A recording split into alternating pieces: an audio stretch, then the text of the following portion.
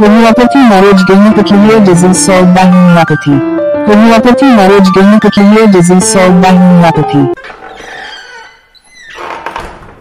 Disease solved by homeopathy. Hello friend, আমাদের YouTube channel homeopathy knowledge গেনারে আপনাদের সকলকে স্বাগত জানাই। আপনারা জানেন আমাদের চ্যানেলে বিভিন্ন ধরনের হোমিওপ্যাথি রিলেটেড বিষয় নিয়ে আমরা আলোচনা করে থাকি।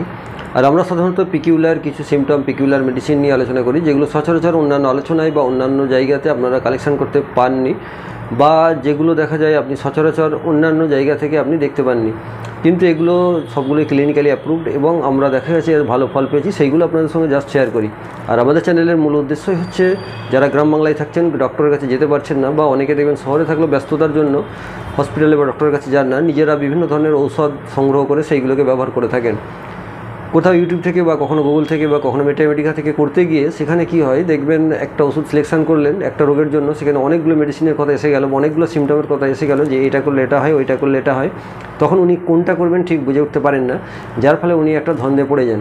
আর এর জন্যই কিন্তু দেখবেন মেডিসিনটা ঠিকঠাক করে না ওঠার জন্য ওনার যতগুলো মেডিসিন দেখছেন ক্যারেক্টার, সেখানে সবগুলোই ওনার মনে হচ্ছে বোধহয় এটা আমার জন্য ঠিক হবে, ওটা আমার জন্য ঠিক হবে, কিন্তু পারফেক্ট মেডিসিন যেটা সেটা তিনি সিলেক্ট করে উঠতে পারেননি। আর আমরা সেই জন্য একদম সিঙ্গেল মেডিসিন, সিঙ্গেল ডিজিজের ব্যাপারে আলোচনা করি। তবে আজকের পর্বে আমরা কোনো ডিজিজের ব্যাপারে মেনলি আলোচনা নয়, আমরা একটি মেডিসিনের ব্যাপারে আলোচনা করব, তার একটি পিকিউলার ক্যারেক্টার নিয়ে, যেটা কিন্তু আপনি সচরাচর দেখবেন অন্যান্য আলোচনায় দেখতে পাননি, কিন্তু এটা আমাদের কাছে একদম ক্লিনিক্যালি প্রুভ, আমরা বহু ক্ষেত্রে ব্যবহার করেছি এবং খুব ভালো ফল পাওয়া গেছে, সেটা আপনাদের সঙ্গে আমরা শেয়ার করব। দেখবেন অনেক ক্ষেত্রে আমাদের ঔষধগুলো যে মেটামেটিকায় যেভাবে পরপর বলা থাকে, তখন কি হয় একদম অর্গ্যানিক্যালি একদম মাথা, চোখ, কান পরপর যেরকম আছে সেইভাবে কোনটার কি ক্যারেক্টার আছে মেডিসিনে সেটা আপনার বলা হয়, এবং সেটা দেখবেন অন্যান্য যে প্রফেসর বা সিনিয়র যারা আছেন তাদের লেকচারেও কিন্তু সেইভাবেই বলা থাকে, যে এই মেডিসিনের জন্য তার মাথা এরকম হবে, পেট এরকম হবে, পায়ে এরকম হবে, এক একটা করে এক একটা সিমটম পরপর বলা থাকে।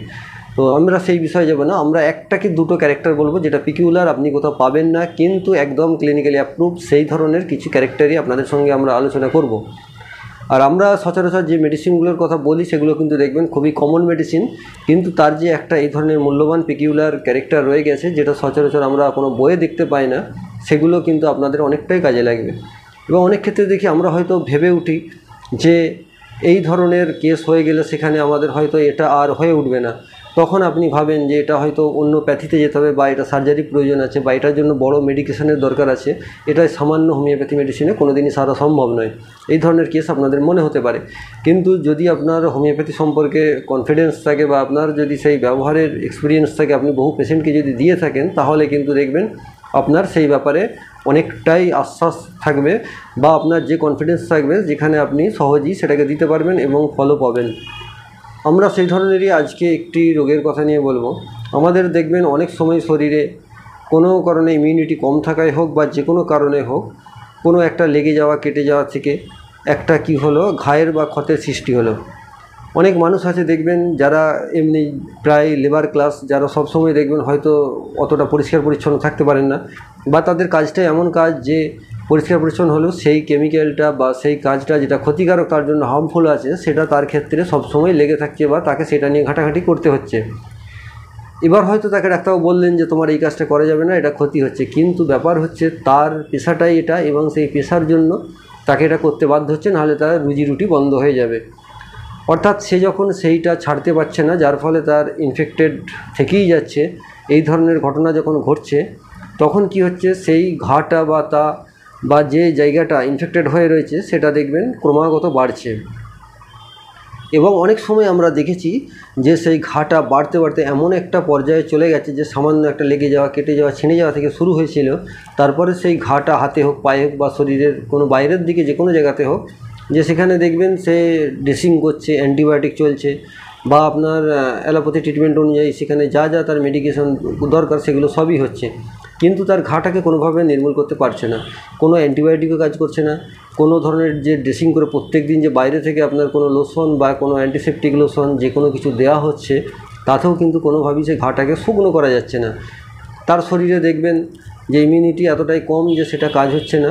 এবং সেপ্টিমিসিয়া হলে কী হয়, সেখানে হয়তো দুরন্ত আপনার রক্তের মধ্যে ছড়িয়ে যায়, সেখানে এতদিন সময় দেয় না, কিন্তু ধরুন সেই জায়গাটা সেপ্টিমিসিয়া হলো না, কিন্তু একটা ক্ষতের সৃষ্টি এমন হলো যে সেই ক্ষতটা একটা জায়গায় পচতে শুরু করলো এবং সেই পচনটা এমন একটা গিয়ে পর্যায়ে পৌঁছালো যে সেই পচনটার মধ্যে দেখা গেল আপনার পোকা সৃষ্টি হয়ে গেছে।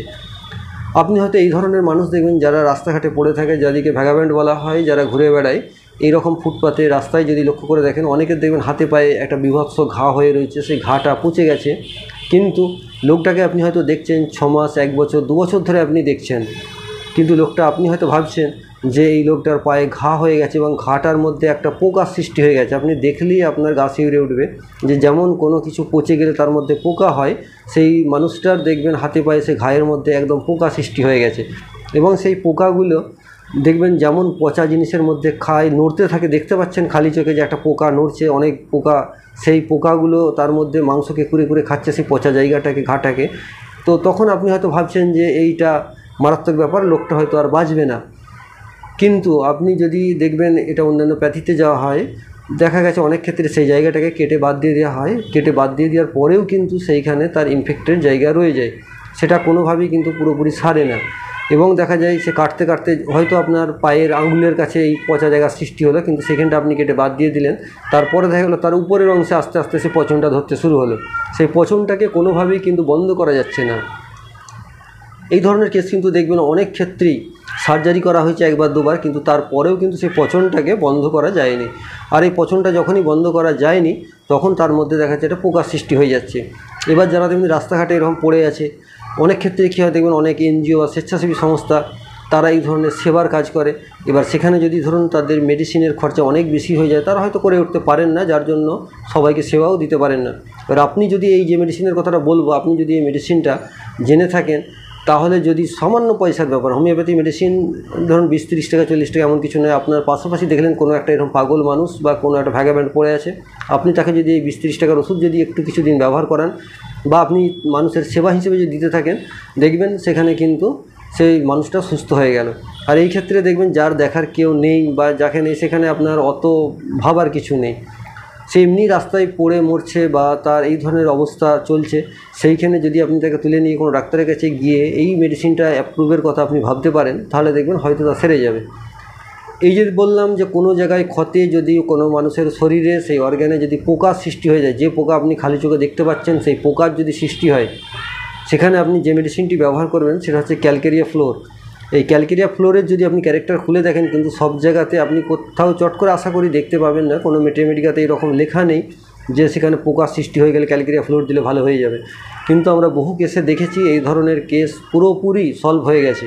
হয়তো আপনার শুনতে কীরকম লাগছে, এটা কিন্তু আপনি কোনো লেকচারও হয়তো শোনেননি বা কোনো সিনিয়র ডক্টর হয়তো এই ব্যাপারে আলোচনা করেননি যে ক্যালকেরিয়া ফ্লোরের যখন ক্যারেক্টার আপনি যদি দেখেন, অনেক ক্ষেত্রে অনেক ক্যালকেরিয়া ফ্লোরের ক্যারেক্টার শুনেছেন, কিন্তু এই ক্যারেক্টারটা হয়তো আপনি দেখবেন শোনেননি।